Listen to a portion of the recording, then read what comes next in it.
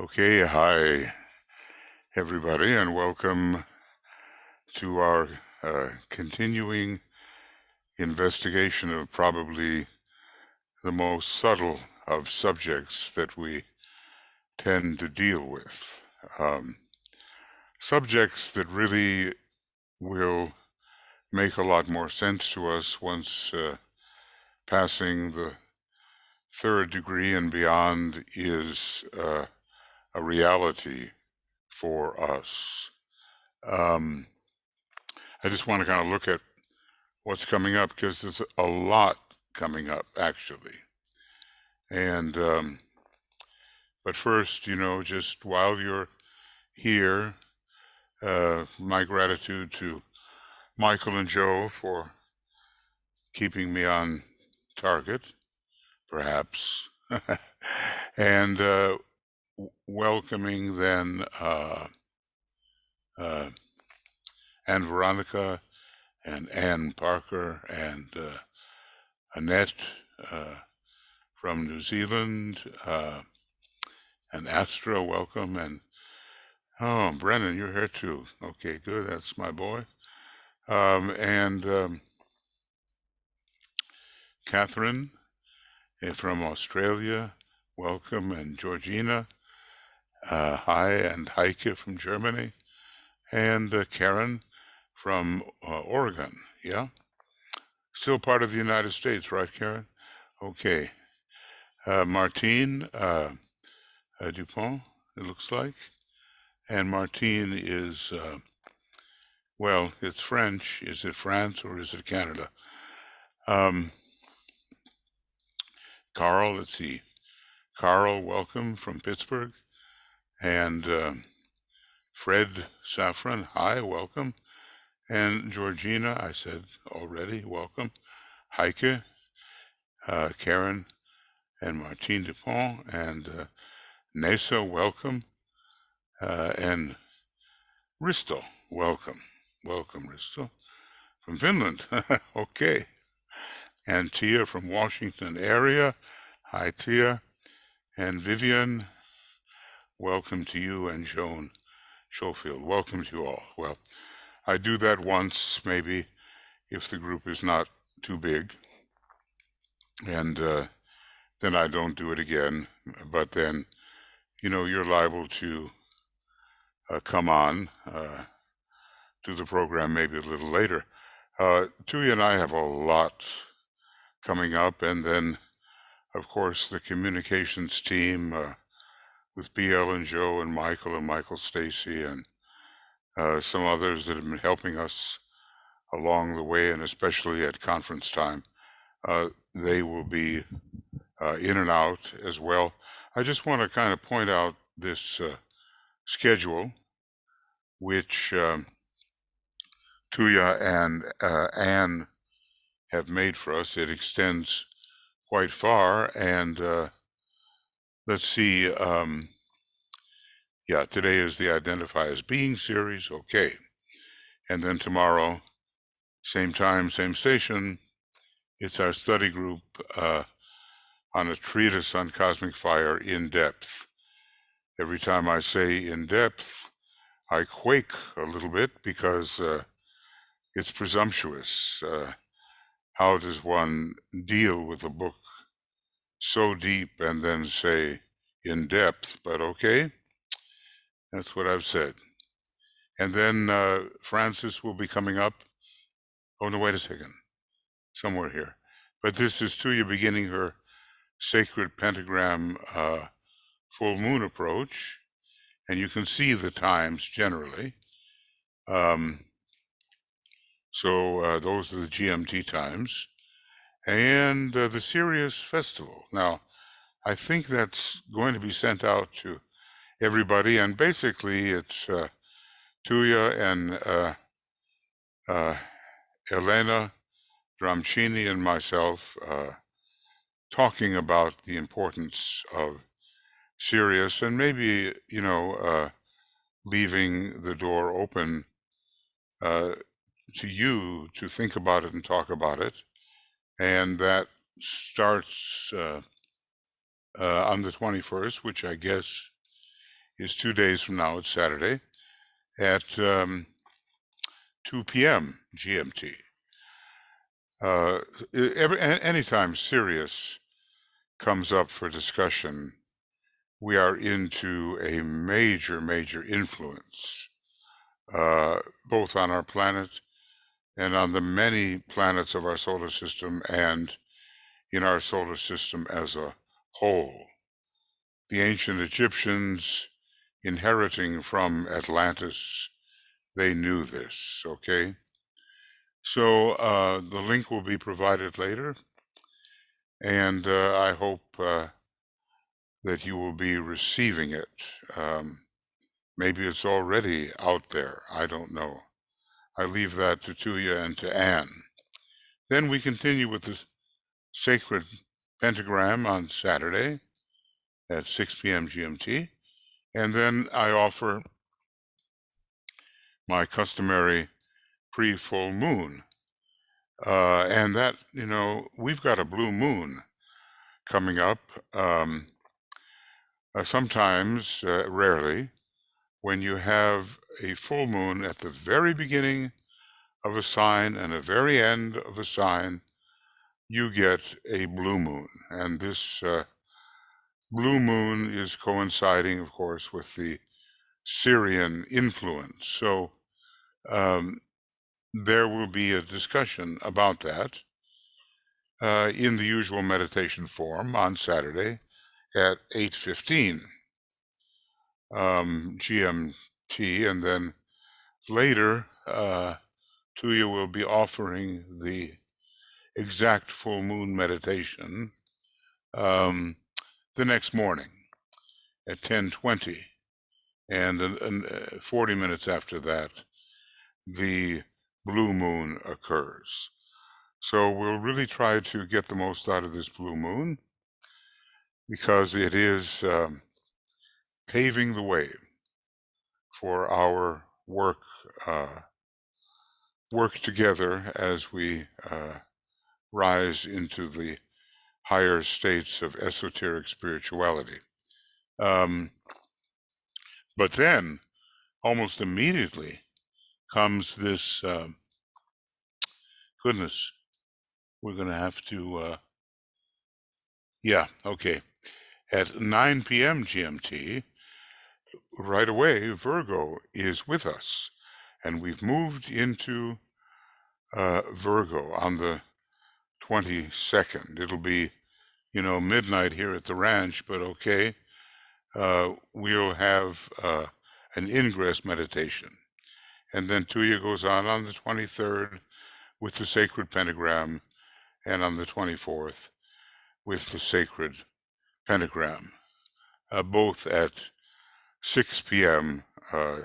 GMT. So that gives you a little idea of what's coming. It's a lot, but it is a great opportunity. Whenever you have that Leo combination with Sirius, it does pave the way towards the true initiatory path. If we follow that, if we succeed in the desert, as it were, and we can define whatever we want the desert to mean. If we meet the lower personality, which can be symbolized as the good old devil, and we overcome that, then we are free to move ahead on the real path of initiation and towards the transfiguration initiation. No matter what path on the way of higher evolution we may be taking, we are free to move ahead, at least towards the possibilities on our planet. And later, let's see, maybe the bulk of humanity, 85% maybe, is going to go on that cosmic path to the great sun Sirius. Maybe we will be among them, maybe we won't, but at least we can follow Sirius along with Leo up to some pretty high initiatory achievements right here on planet Earth. So that probably gives you an idea of what is coming up, and we'll try to get that, the missing link there, literally the missing link to you for the, looks like, I think the, what was it? Sirius Festival? Yeah, we'll get that to you somehow. All right, now I'll change my focus, and I've got one of the usual type of lecture meditations for you. And I just want to emphasize that unless some of these methods, and maybe you will devise your own, are practiced, we will not succeed, even though as emanations of the great universal logoi forever, we always have succeeded. But every universe offers a fresh opportunity to succeed. Now, you wouldn't recognize yourself.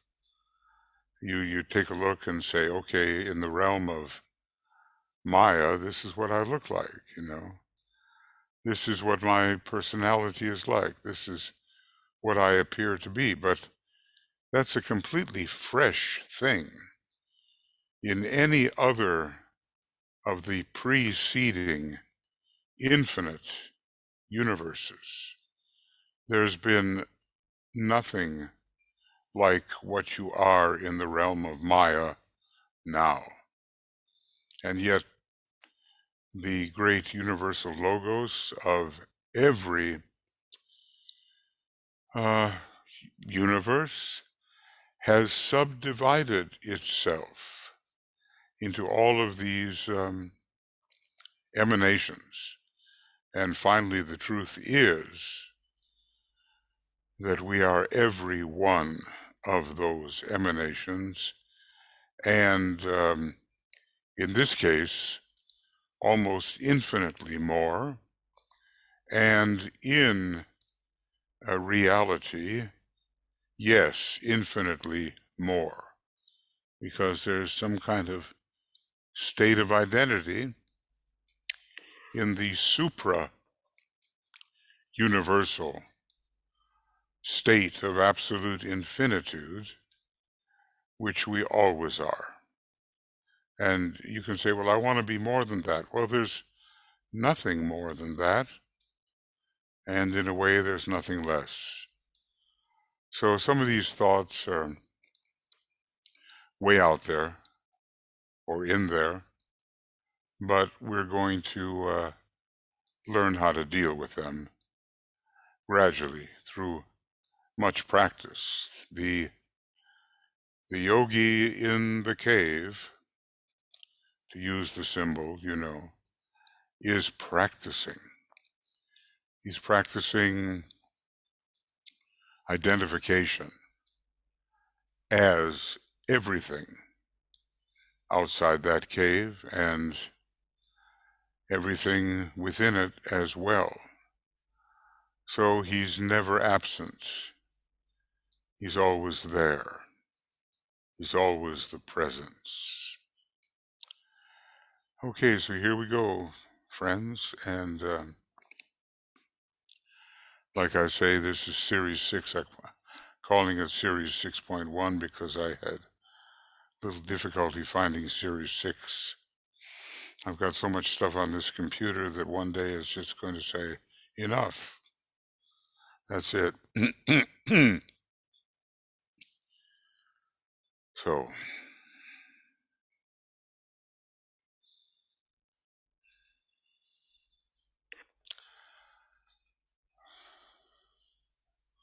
the very first thing we're going to do microcosmically within our own microcosmic system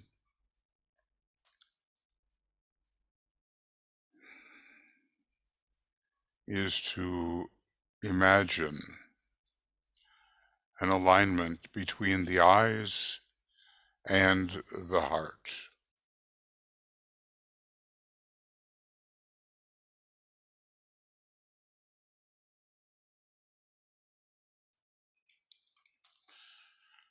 In the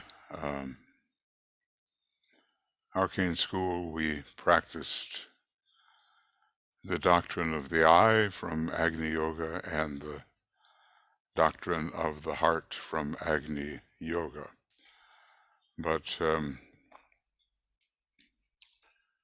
just imagine there is an energetic link between the eyes, of which there are two, and the heart, of which there is one.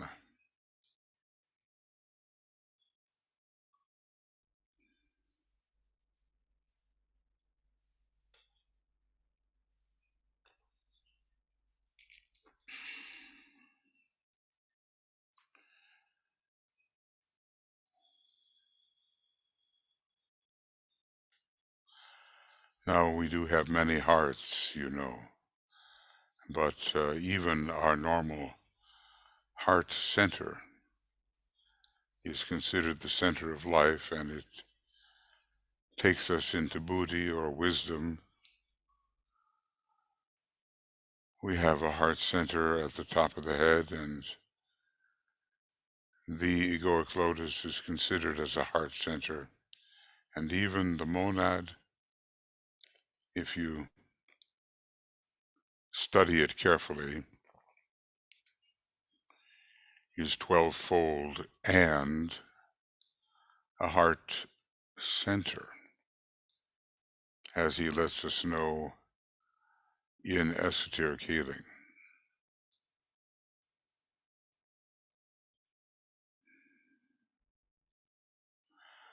So the eyes have so much to do with consciousness and analysis and noticing, let me say, constituents of any whole. The heart is different because it's not the constituents of the whole which are of note. It is the wholeness itself.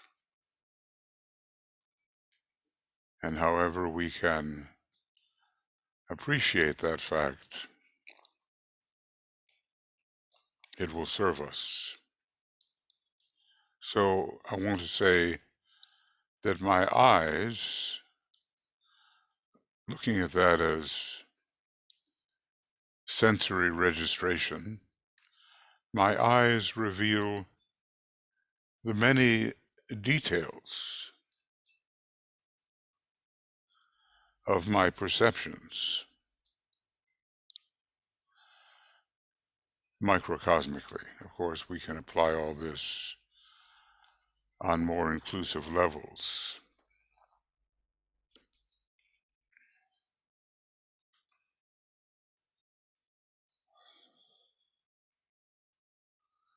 When you really want to look at details, maybe you've got a fish in front of you and you might count the scales. Or a cat, you might count the whiskers. Everything can be numbered, except that which cannot be numbered. As for my heart and your heart, it reveals the wholeness of each perception,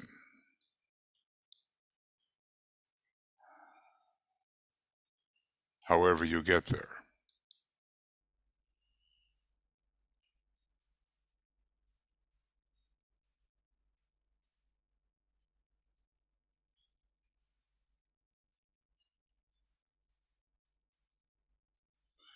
And finally, it reveals the wholeness of all perceptions. It's hard to imagine that, but I think it becomes an experience, or, I use the word inperience. So let's practice a little bit, and hopefully I'm not in trouble here where it says live transcription closed captioning. Oh, has been enabled. Okay, that's good. That's good. So choose any object which you can perceive and examine carefully with the eye. And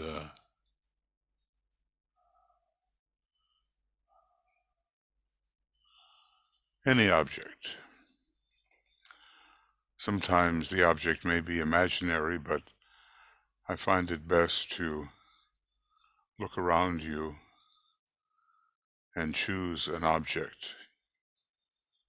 It might even be a human being, but whatever you might choose. And examine its constituents carefully with the eye.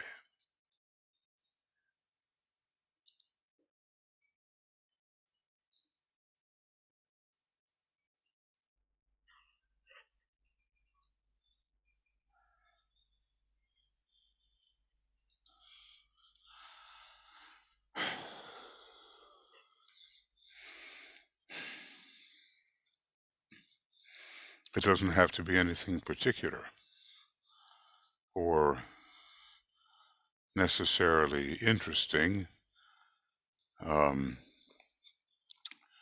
but it's something that has at least some parts to it, some constituents to it. If I'm looking at a sweater here, it's got a design, it's got a zipper, it's got some kind of rawhide draw, it's got different kinds of wool, It has parts. And let it be something you can really focus on.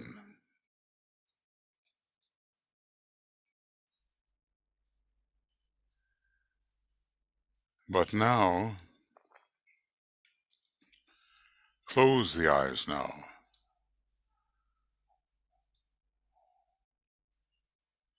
And shift your attention to your heart center,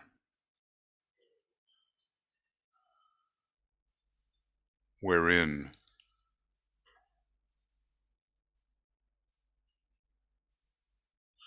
life resides.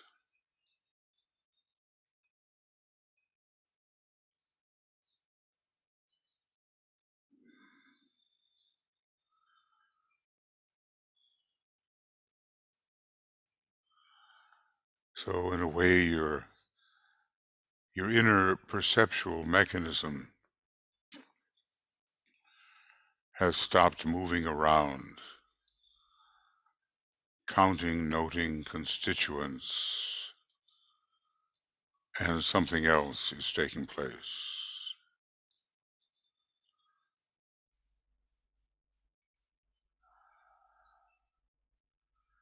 is coming more into what we have studied as the technique of the presence. Now, one thing you can do in this closed eye consideration, closed eyes, you can, if you wish, you can keep the general image of the object which you have been examining with the eyes. But see if you can do this.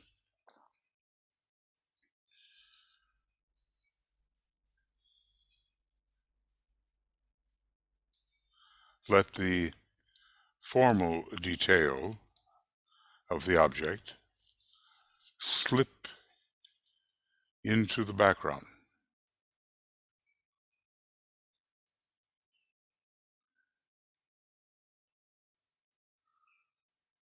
And replace it with heart presence.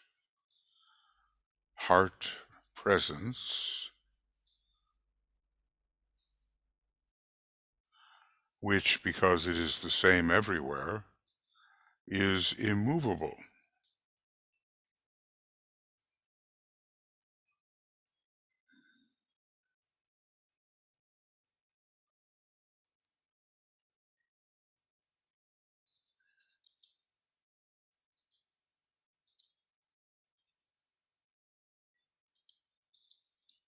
Oh.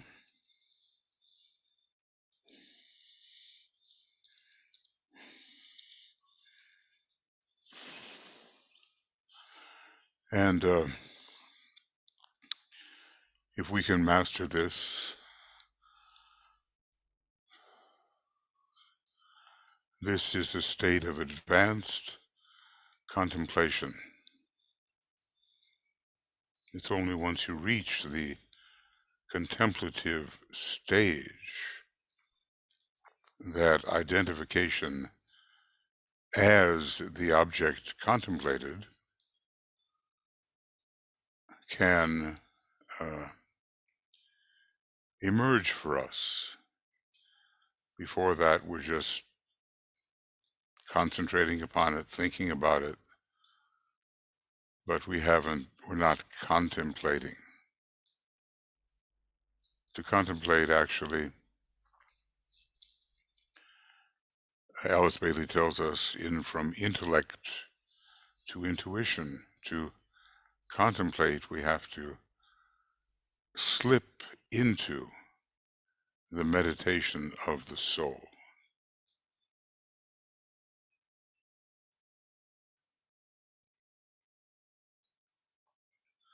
So all that detail of the constituents, all the manyness is replaced by a kind of oneness as presence.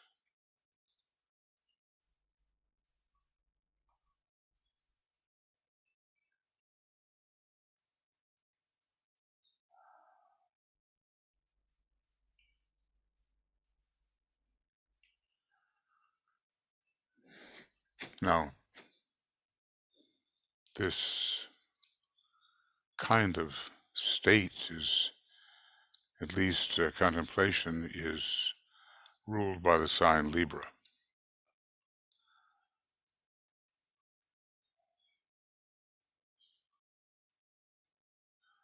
And what we find out is that the object contemplated and the contemplator are equal, as Libra suggests.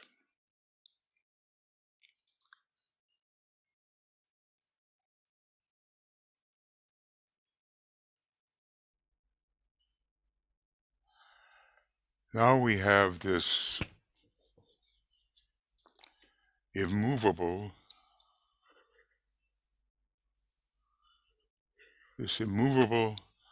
heart presence.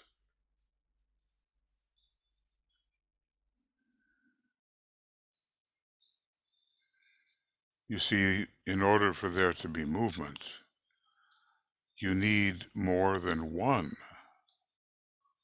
You need number. But there isn't more than one, really, at least in any universe, and eventually beyond.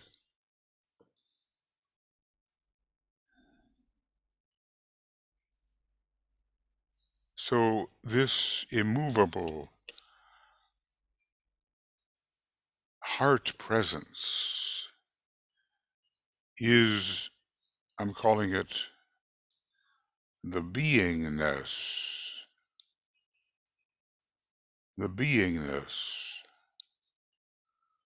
of that which you have been perceiving in detail and in the relationship of that detail. Basically, you are in the process of annihilating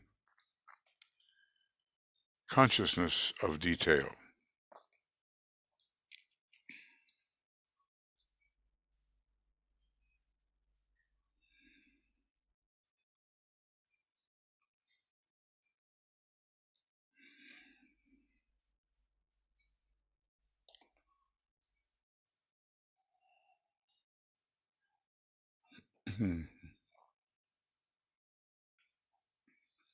Something slips into the ordinary perception and overcomes it. We can call it beingness, presence, godness.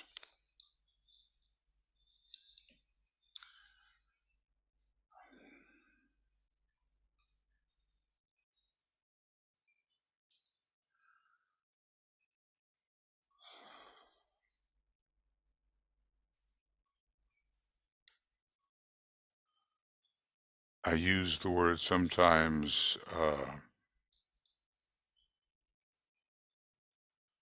that what happens here is,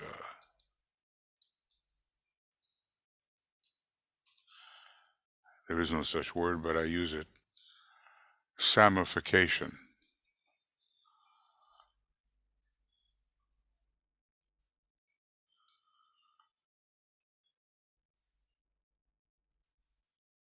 Something slips in and replaces the moving eye with the immovable heart presence, beingness, godness, samification. Try to realize that actually, or really, I should say, not actually, because that's a lesser degree of reality, that you are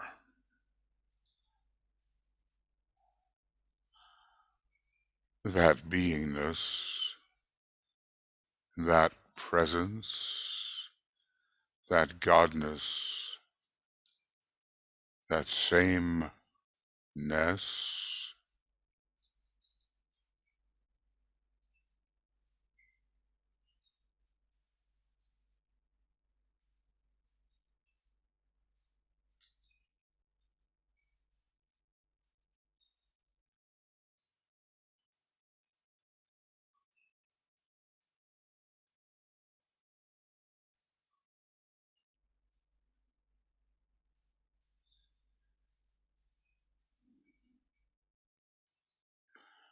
It doesn't matter where you turn, what you perceive, whether it's through sight or sound or taste or smell or hearing, all of those are subdividable, and all of them can be rendered the same.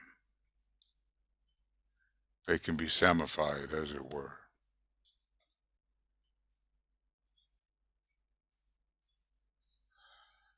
There's something underlying anything with constituent parts which negates the reality of the parts. And as you begin to realize with practice that you are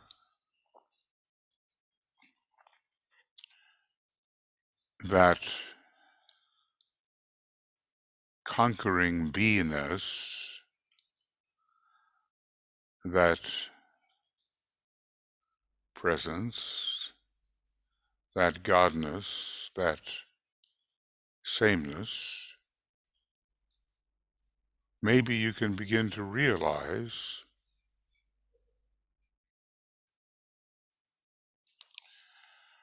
that all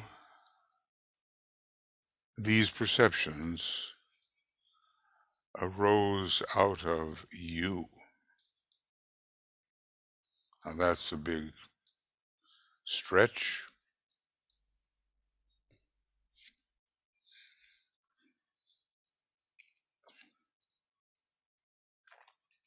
Maybe you can realize that all these perceptions arose out of you somehow. You are the beer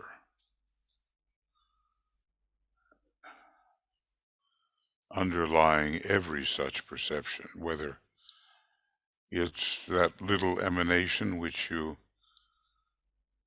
falsely think you are, or those emanations which others think they are, and you may think so too. But all that arose out of the real you, which is another way of saying, if there were no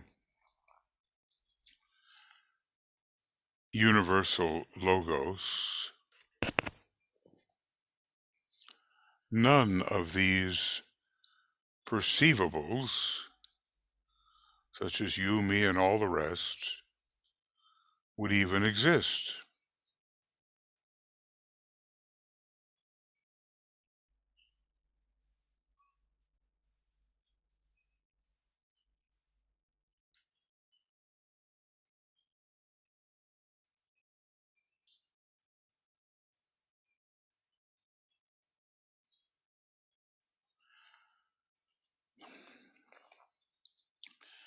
It kind of makes the one universal actor responsible. And it begins to reveal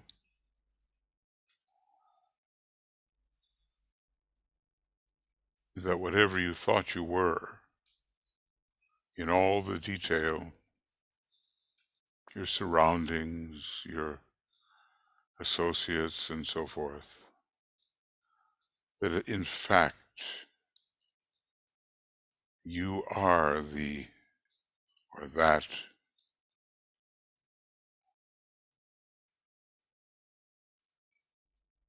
synthesizing presence. You are the synthesizing presence. Now, we still forever cyclically operate in the realm of Maya, and we're not running away from that. We have to, in our little microcosmicness, make some success out of the Maya into which we have been thrust by the apparent self-division of the universal logos. So there's no escape in that way.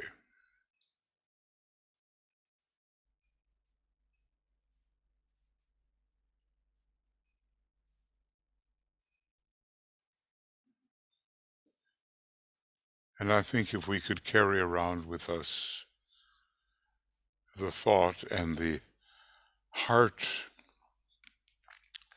vibration which reveals to us, I am the synthesizing presence,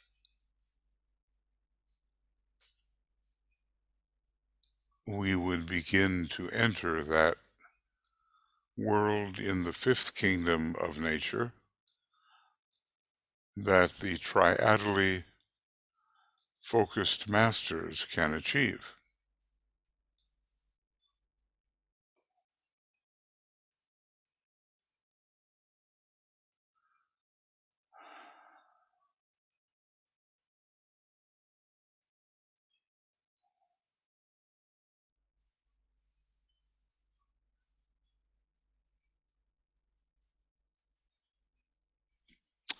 So, what you are perceiving, and this is another one of those kind of uncommon thoughts, but is found in the last couple of books of the Yoga Sutras of Patanjali, which are read by the masters still. What you perceive is actually going on or happening inside yourself.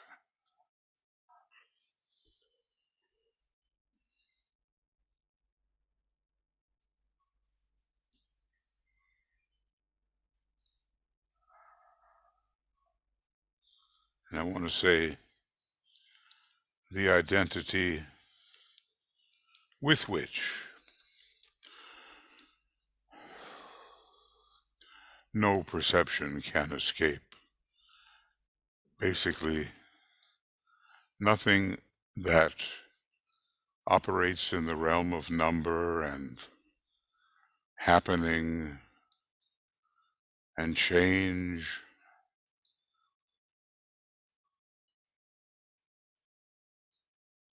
good or bad, can actually escape from going on or happening within yourself.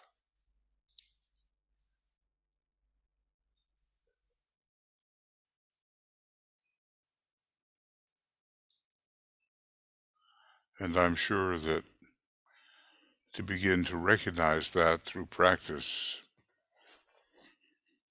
leads to some pretty unusual states of consciousness.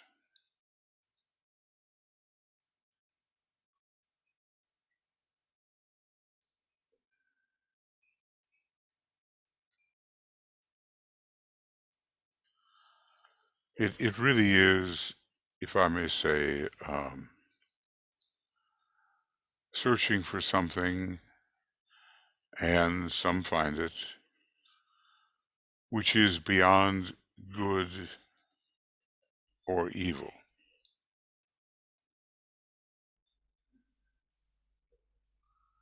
Good or evil do exist, myopically, relatively,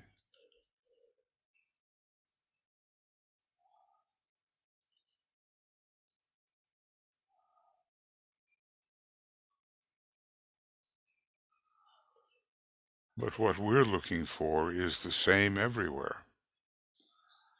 And there's only one universal actor, and that is the real self and no emanation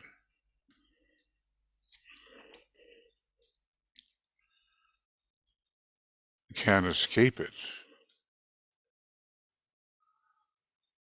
So we have to practice.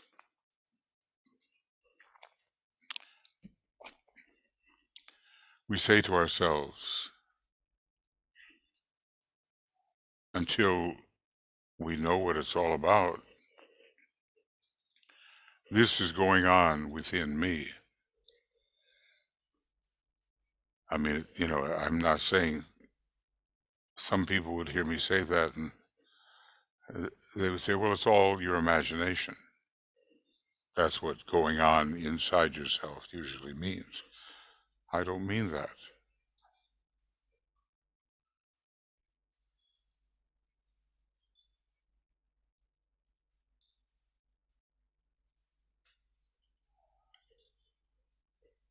Suddenly, the universe becomes the true self. I'll leave aside the whole idea of the supra-universal possibilities of the transcendental deity. We'll just stay within the boundaries of an infinitude of universes.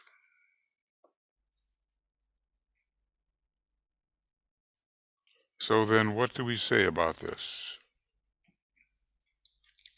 Because it's something the Tibetan has also said in a related way. All perceptions,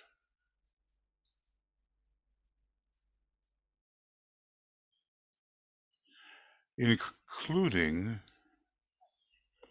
and this is his words, associated persons,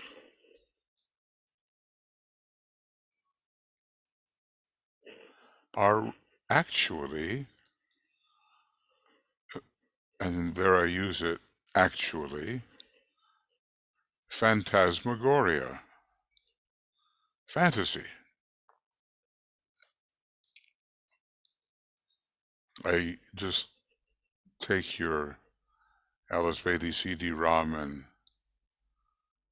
look up phantasmagoria, and you will see in the few references, maybe there's only one, I can't remember, you will see that associated persons are considered phantasmagoria.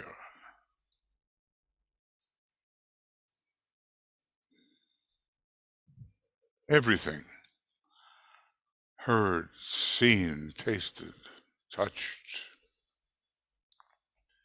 smelled is really phantasmagoria.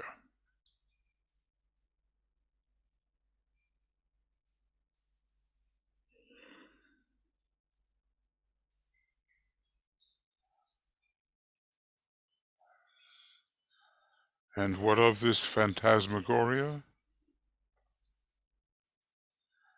Which, of course, makes it unreal. It may be actual, but it's not real.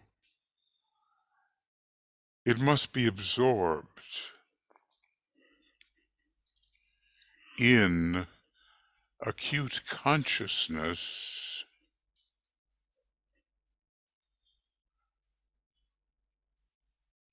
by substantiality, which is presence, which is beingness, which is you.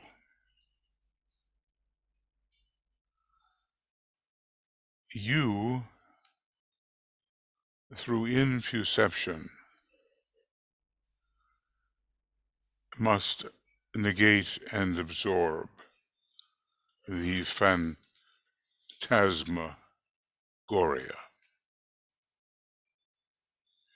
The thing is, we're so used to our normal way of life that we forget that it might not be real.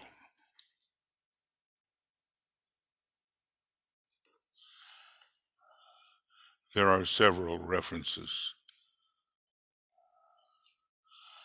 and maybe just for fun,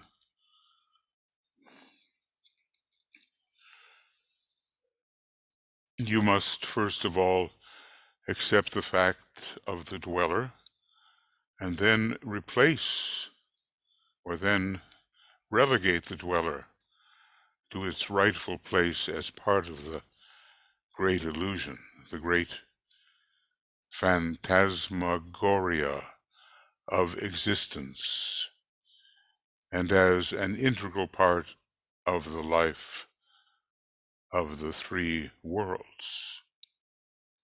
This is some advice to one of the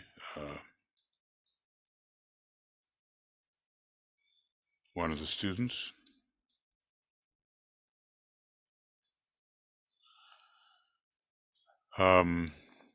Here's Alice Bailey writing. Dr. Fraser, in his conclusion of his great work, The Golden Bough, bids farewell to his readers with the following words. The laws of nature are merely hypotheses devised to explain the ever-shifting phantasmagoria of thought, which we dignify with the high-sounding names of the world and the universe. So, again, it's putting down the reality of the phantasmagoria. Here's another one, and this one I quoted. It's the Raised and Initiations, page 211. I think, yeah, that's it. Impersonality is possible. Now, this is really important, friends. Impersonality is possible only to the disciple who knows truly how to love, and to him who sees life and its phantasmagoria, including all associated persons, in the light of the spiritual triad. That's a really practical one. The masters have this, and through Antikarana building, we can begin to approximate this. Who sees life and its phantasmagoria, including all associated persons. When you have a near one, someone close to you, someone precious to you in the world of Maya, do you ever get into the state where you say, this is an associated person, and therefore what I see is phantasmagoria?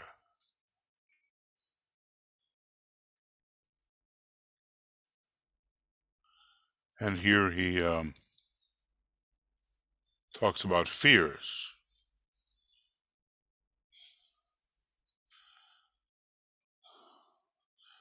The final fears of the aspirant. I think it's worth to, look at this. The fear of failure. The fear which has its root in doubt, that little black serpent biting the heel of the praying saint. the fear of ultimate negation or annihilation. Humanity is really afraid of being annihilated. I have friends that just think, this is it.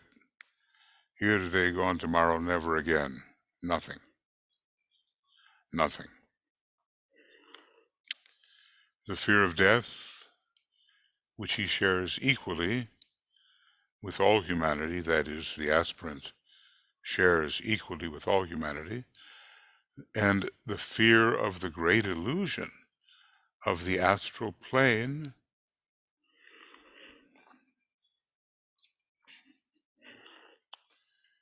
of the phantasmagoria of life itself.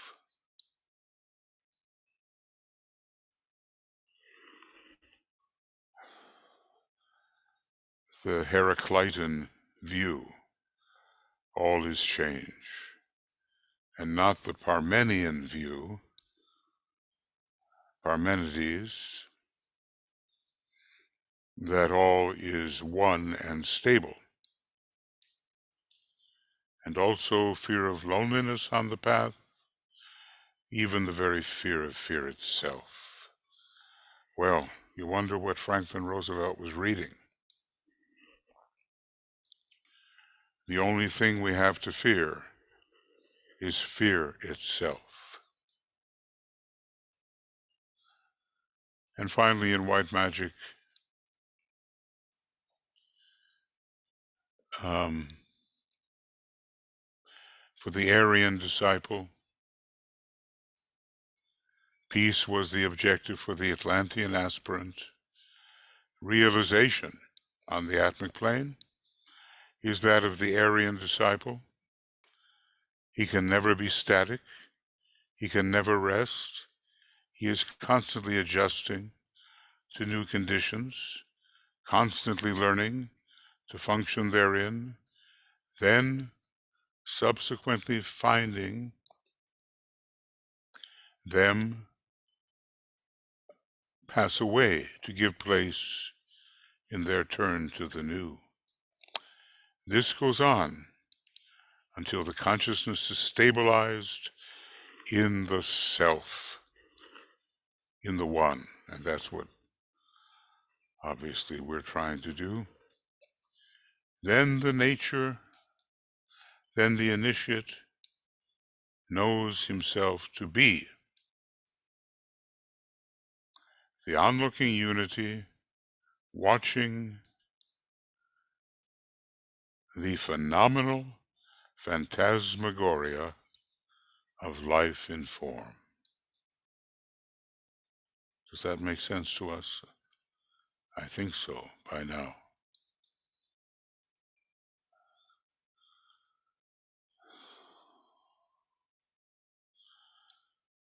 We are the unity, and we have isolated the unity, and we look on as that unity, watching the phenomenal phantasmagoria of life in form. So let us bear those things in mind, and I'll repeat what I wrote, which is basically what we just read. All perceptions, including associated persons, are actually phantasmagoria. As the Tibetan tells us, and I'm just adding this part, and must be absorbed in the acute consciousness by substantiality, which is presence, which is you.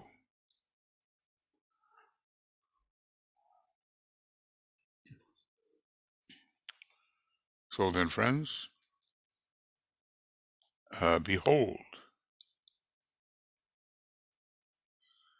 perceptually disappear, or behold, perceptuality disappear into substantiality. Now, those are big words, but you get what I mean. Behold perceptuality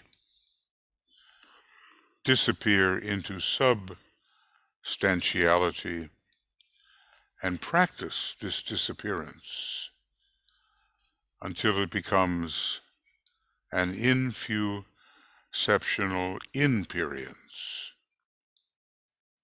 That whole sentence is loaded with words which summarize the process. Behold normal perceptuality disappear via the heart into substantiality, and practice for some minutes every day, maybe. Practice the disappearance until it becomes an infusional inperience, all going on inside yourself, the one self. The I is meant to shift from point to point, taking in the related detail of any perception.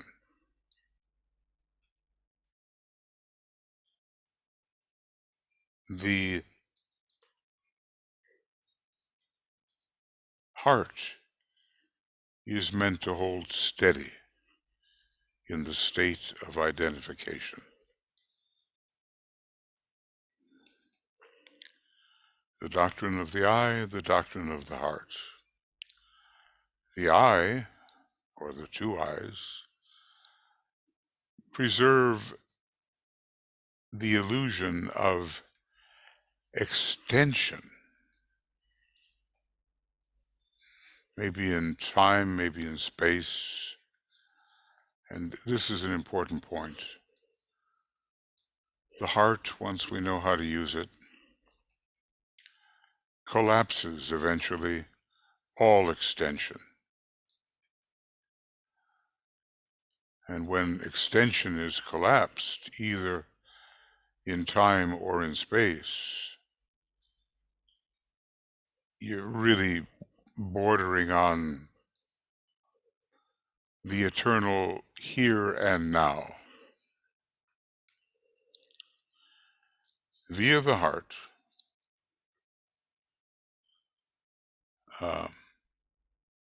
one, that's us, can blur out all detail and substitute the presence, I might say the dominating presence. And I'm saying that to do so, get rid of all that this and thatness. This is self-substitution for the illusion of otherness. The self, real self, the presence, the beingness,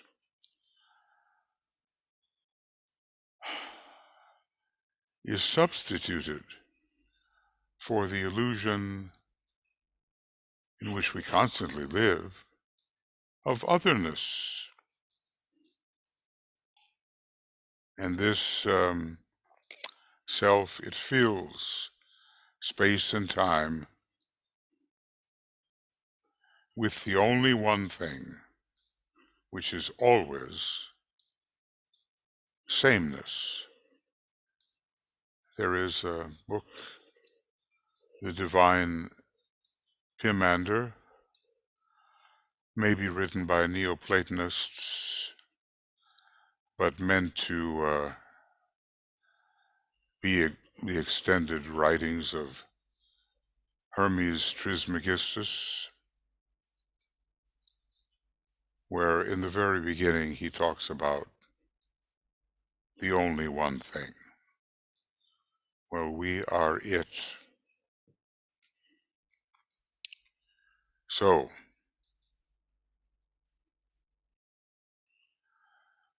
while the conviction of sameness arises through infuception,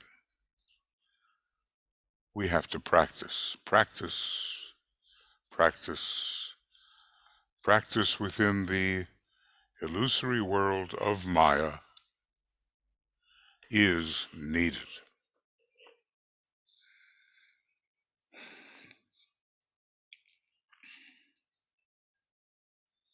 And frankly, I wouldn't let it go for a day in our relative world without practicing even a little, as time and number are measured in this um, world of normal perceptions.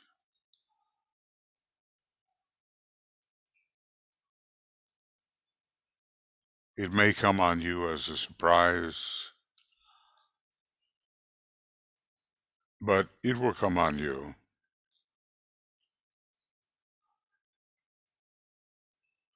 And then you'll find that something that really is beyond good and evil.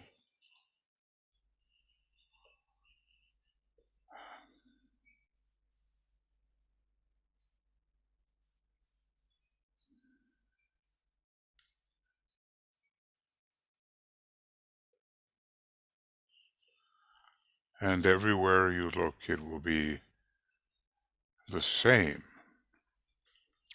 Not that you can't switch back into the myopic perception, which you must. I used to read about this. The sage, whichever way he looks, he sees only the same. I wondered, what does that mean? But slowly, slowly, one discovers what it can mean.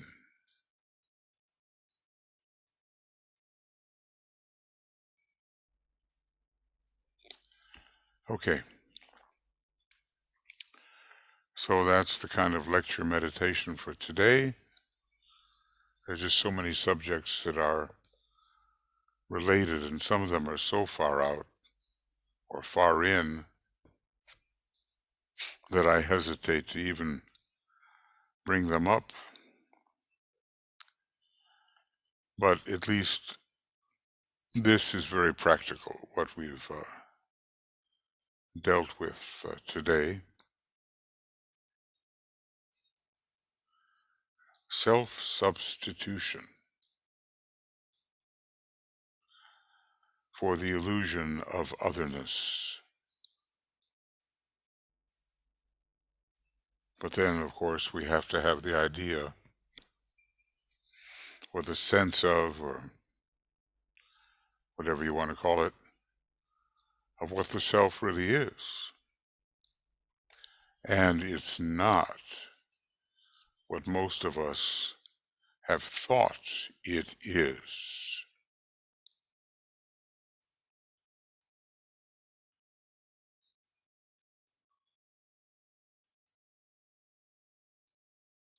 Okay,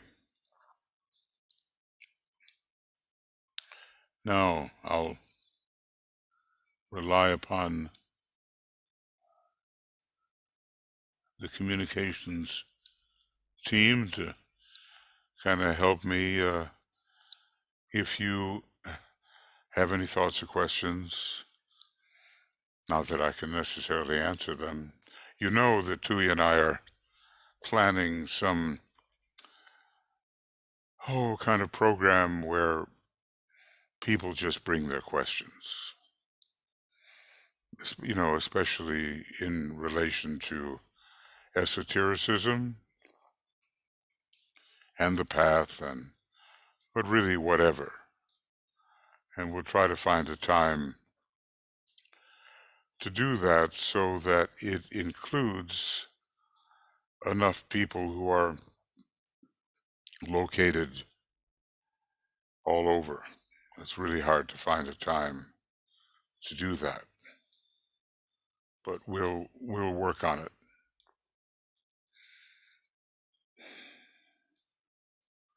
Okay, anything.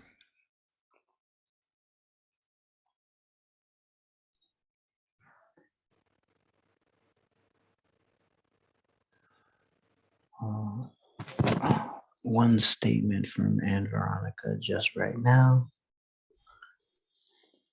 The eyes view the colors, but the heart knows the life behind it. The human mind can, in one fraction of a second, go to the end of the universe. I choose my image, it's a sphere, but when I close my eyes, it becomes my ring past not, that which always eludes me. I am the sphere and the one in the center, but I exist in all its periphery. The heart vibrates, and with it, the whole sphere vibrates with it. Let Libra decide, am I the sphere or is the sphere me? The scale is unmovable, indifferent to the question. I never moved until the end of time. Illusion is the question and it doesn't exist. So what can one say? I am that and that am I. Okay, well, you do say some pretty profound things, and you may have that fifth ray, but you also have somehow some kind of poetic soul. This could be studied, what you have said here, and of course, we are both the illusion and that which is even more real than the illusion, which is the seeming. And it is a question of quality. Let's say when we come to color, it's about quality. The notes of the scale are about quality. But of course, as you say, it's the life behind it that we're trying to find right now. In the realm of quality, I think DK's teaching gives us a tremendous amount. And in general, the esoteric teaching does. But we're pretty well left to find the life which we are. We're left on our own there. And that is the more difficult part. The question of a ring past not, well, every universe is a finitude when compared with absolute infinity, but it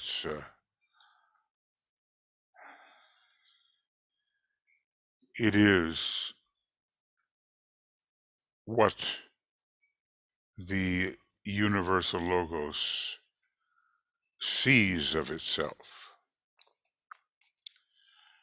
and all of the constituents that it has apparently divided itself into. So we'll never get absolute infinity from the universal logos. For that, we have to leave every universe behind. Are we the sphere and the one at the center? Yes, both.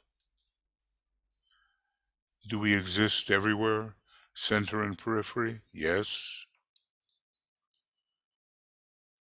The heart beats out the pulse of life, of course, but it also stabilizes the wandering mind.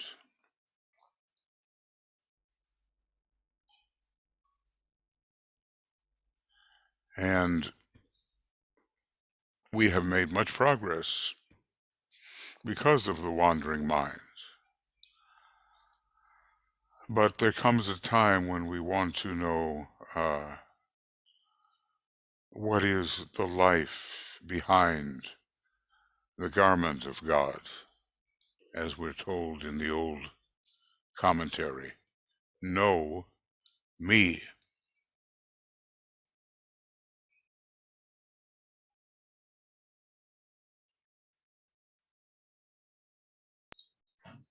And that's right.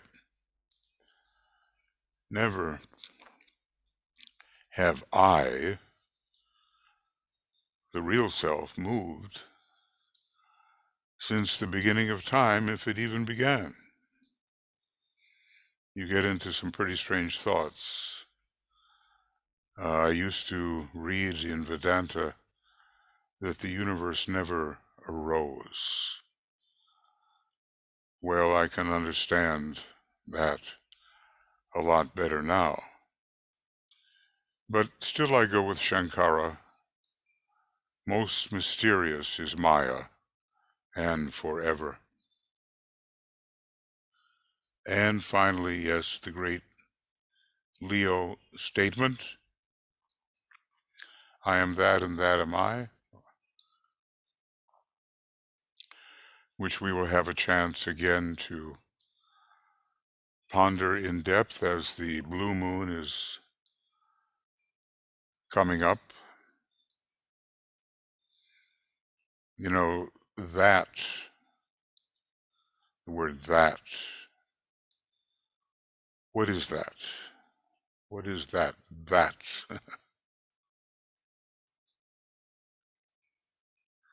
And probably in the last analysis, it's the only thing that is or ever has been or will be. We have to handle the Maya, of course. It is cyclically actual. And maybe one day we will know why it keeps appearing. I suppose I could say to work out all possibilities within absolute infinity, which, as we well know, is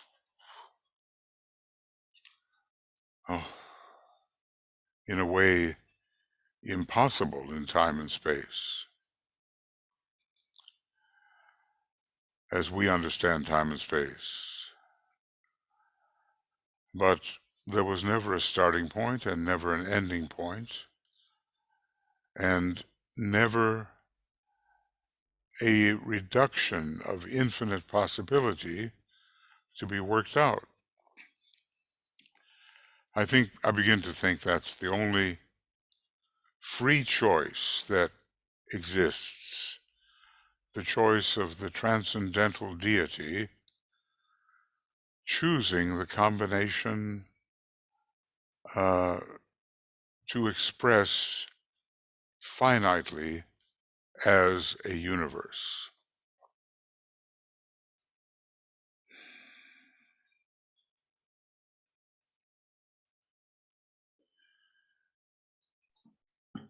Well, you might, if you're contemplating these things, you might lose your mind, which not necessarily a bad thing, but a little on it changes perception to infuception and allows us to substitute no number for number and the self for the not self. Okay, so another question here, Michael, I think. Yes. And Parker, more practical and direct. Does self-substitution eventually take over? And are we to assume one no longer is in the world of Maya? One may act in the world of Maya because it's necessary, but one is not identified as or with the world of Maya. And yes, in my view anyway, as a little apparent emanation, self-substitution does eventually take over. Now, if you look at the word self-substitution, you normally think that something is being substituted for the little self. But I think rather it is the self which has changed in our estimation, which is substituted for every other apparent thing. Now, I'm by no means counseling impracticality when it comes to handling one's little self in the world and all of the associated phantasmagoric things. I'm not counseling ignoring that at all. One has within the world of good and evil, and in the world of the grand universal design, one has myopic duties.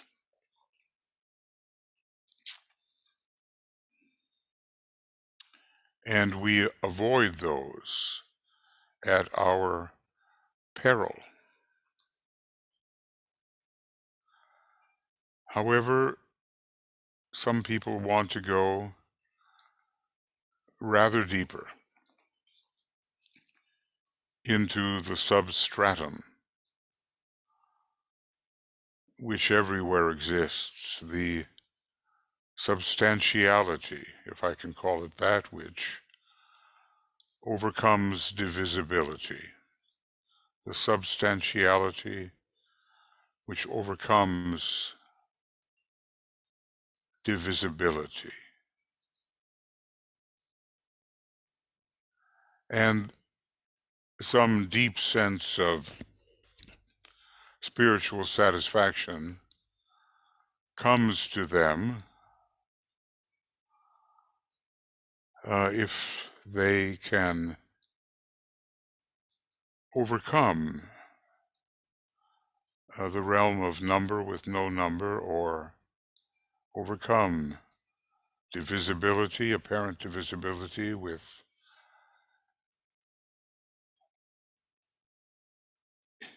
what do I call it?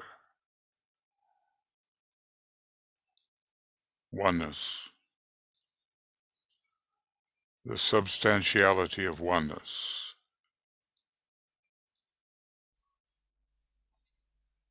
And I guess there's a kind of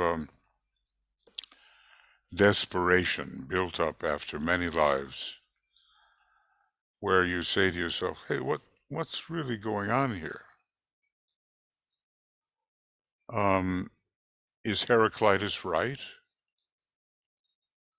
that there's nothing but change? Or is Parmenides to be consulted with his advocate Zeno, who came up with all those paradoxes, which basically demonstrated the immovability of being in the Parmenidean fashion. Of course, it's not just Parmenides, it goes way back and way back. Does reality move? Well, within the context of this kind of course of study, I'm saying no, reality does not move. It is divisibility which moves in a Heraclitan fashion, because you have to have number beyond one to have movement, and that's something that could be pondered. Otherwise, there's no there to move to, because it's all the same thing. Now you might ask, how can that be at all satisfying? To look at and realize that there's only one thing. Well, when we discover that that one thing is us, the self, and that we have cyclically self-divided to become a manifold universe, then there's a little more interest in it, I would say.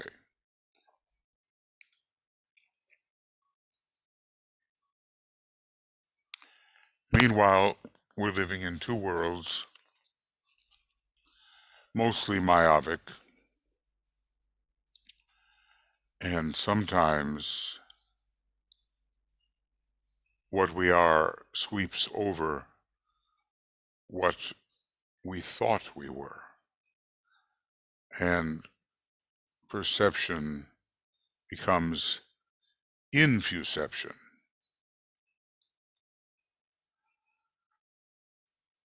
And the self becomes substituted for every instance of the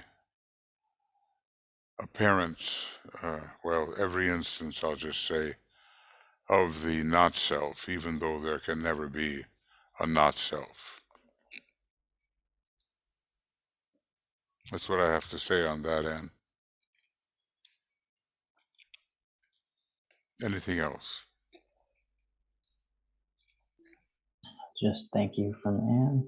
And other than that, no hands and no other questions.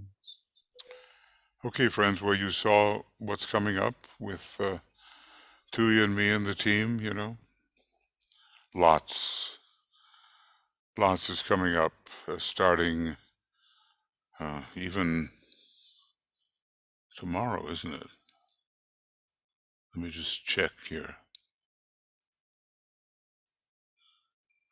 Today is the 18th, is it? 19th? Or is it the 19th? Yeah, we're in the 19th today. Okay. Well then, starting tomorrow, lots of things, including our other study group, treatise on cosmic fire. Now there, look, we're into Maya. We're not worried about generally about the philosophical implications of the manifold constituents of the solar system and cosmos we are investigating. And then Tuya's sacred pentagram, and then I'm hoping, and maybe it's already there, I don't know, that the Sirius Festival, a couple hours with Tuya, Elena, and me, and yourselves, about